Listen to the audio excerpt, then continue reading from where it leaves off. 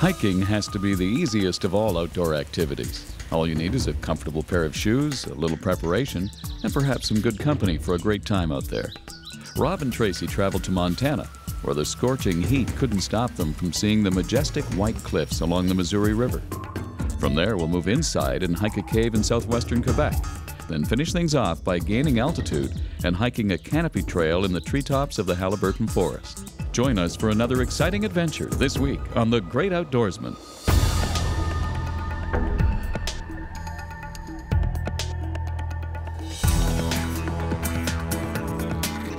The Great Outdoorsman is brought to you in part by Canadian Power and Sail Squadrons, volunteers teaching safe boating. Rapala, premium fishing gear, crafted from experience. Ontario, more to discover.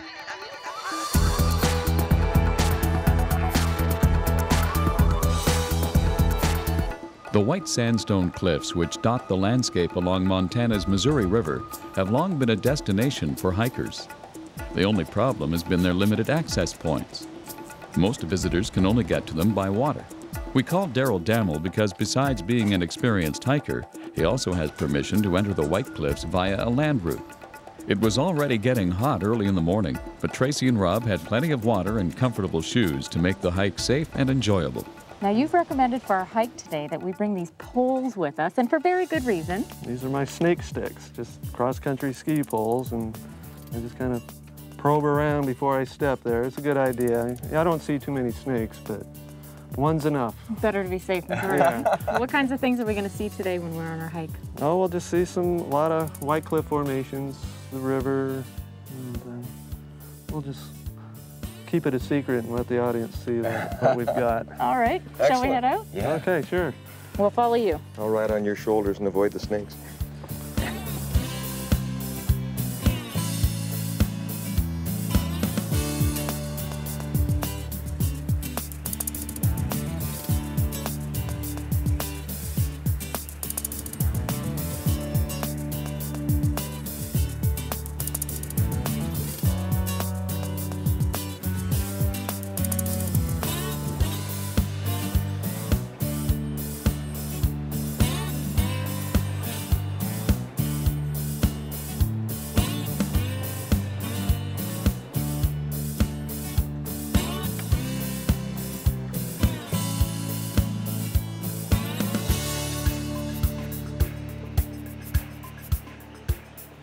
Well, Daryl, we've just hiked down through the break in the White Cliffs back there, down to this grassy plain, and I'm noticing a little bit of difference in how I'm breathing and with the heat. What elevation are we at when we're in this area? Well, we're about 2,500 feet here.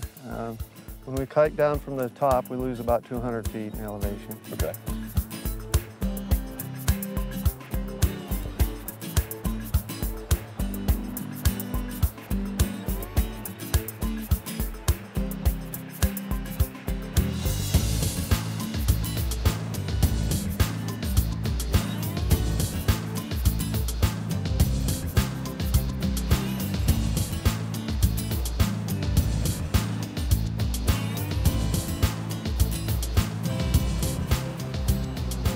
Here's an example of some of the flora you might see around here. We have the prickly pear.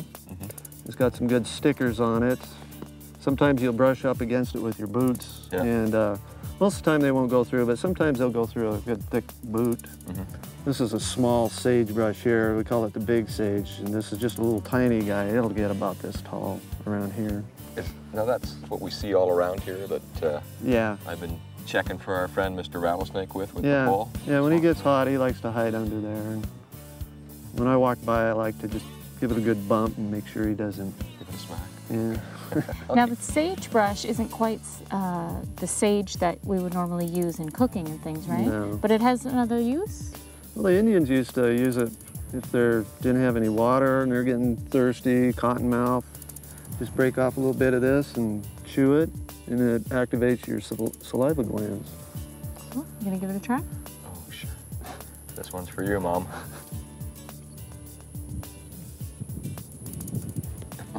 Yeah, it kicks the saliva glands in. Wow. It's pretty bitter, though. Oh, yeah. But I can see how that would work. Yeah.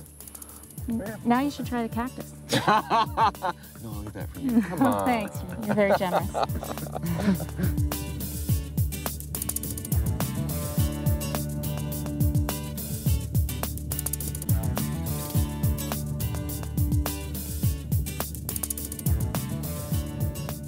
Daryl, what can you tell us about this? She's just sitting there. It's amazing. Yeah. Well, she's relying on her camouflage. That's why she's not moving. She thinks we can't see her. So, of course, it might have something to do with the heat too. We're used to white-tailed deer at home, but this is a mule deer. Do you have the white-tailed ones out here too? Yeah, we have whitetails too. They're a smaller deer than the mule deer. The mule deer have the big ears. That's why we call them that. And I noticed she's all alone down there. Will she have any fawn anywhere around her, or? She might. I can't tell from this distance, but she wouldn't be with a fawn. She's hiding it someplace. And she's not even moving. She doesn't know we're here, does she? Yeah. Relying on the old camo.